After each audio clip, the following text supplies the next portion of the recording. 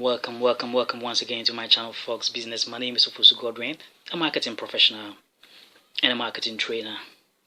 In this video, we'll talk about signs that the prospect or the customer wouldn't buy your product. You see, there are three types of prospects that you meet whilst you are selling or you are marketing products and services. That is one that will buy now, one that will buy later, and the one that will not be able to buy or will never buy at all. It is important to be able to get a distinction and to be able to identify these three prospect types so that you don't end up wasting your time. Now, let's look at sign number one. When the customer asks for price reduction immediately. You quoted $10,000 and the customer quickly tells you to give you $2,000. I begin to tell you about the fact that is his budget. It's actually considered his budget, and he wants to make it clear to you that that is what he's got. This should tell you that the prospect is not ready to buy.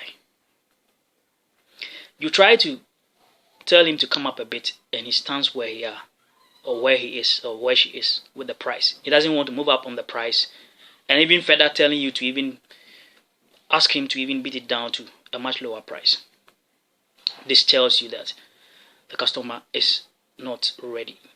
So most often when the customer begins to ignore the value of the product that you are selling or the service that you are selling, it begins quickly to talk about price, then you should know that that customer is likely not to buy.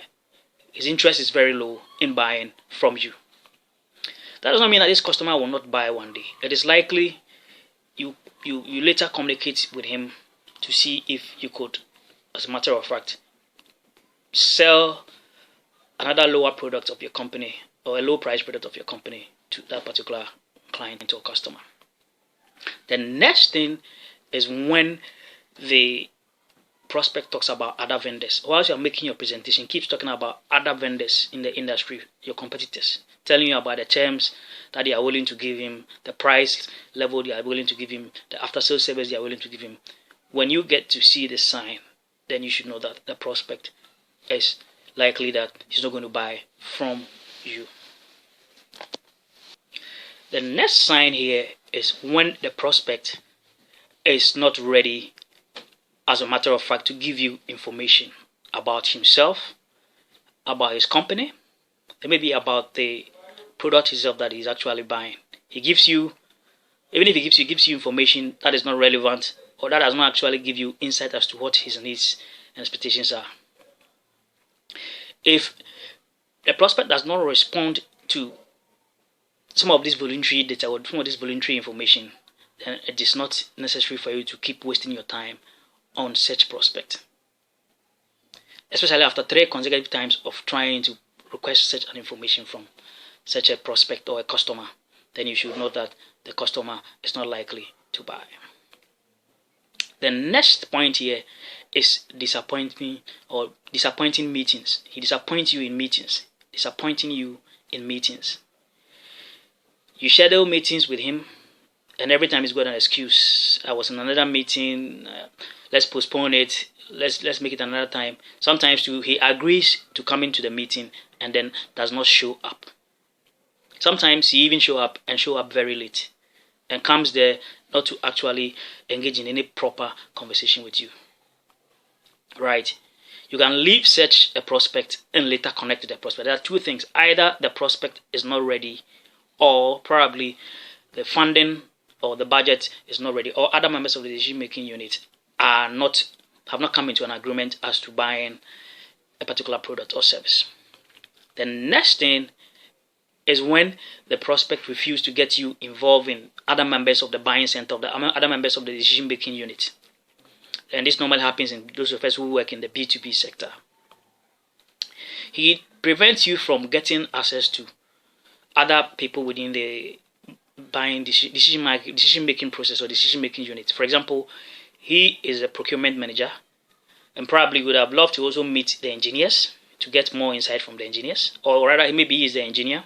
He would have loved to meet the procurement manager, the finance manager, and other people within the decision-making unit. But as a matter of fact, he prevents you from getting access to these people. This should tell you that the prospect is actually not ready and willing to make a purchase now. Right? It is important to sit back and try to analyze this. Right? You see, the prospect might be probably doing some market survey to find out about prices of a particular product or service on the market. It is important when buying from large organizations to assess some of the members of the decision-making unit. So when you are prevented, then you should know that it's not likely that the prospect or the customer is willing to buy. The last sign I'm going to talk here about is non-verbal cues. Non-verbal communication plays a role in sales a lot, especially face-to-face sales presentations. So if you are making a presentation, sales presentation, or trying to sell something to someone face-to-face, and he begins to stare at his time on his mobile phone or the clock in the room, then you should know that this particular prospect is not really ready to listen to you and to even get to know and understand the value of a product and even buy. When he stands up and turns towards the door gradually, then you should get to know that the prospect is not likely to buy a product. Right? Another nonverbal cue is crossing his or her arms. It is also a sign of the fact that the prospect is not ready or willing to buy your product. When the prospect crosses his arms, you should get to understand that he's getting to that point whereby his interest has actually waned or weighed off or fade off in buying your product. Another sign is packing his files and papers. Right? It could also tell you that the prospect actually is backing off or backing out and he's not ready. But when it happens, all this thing happens like this, it is important to go close to closing the sale. Quickly speak to the person, stop your presentation, and quickly close the sale by trying to tell the person the offer that you want to offer concerning the product. Thank you very much for watching my videos. Don't forget to hit the subscribe button and subscribe, like, share, and comment.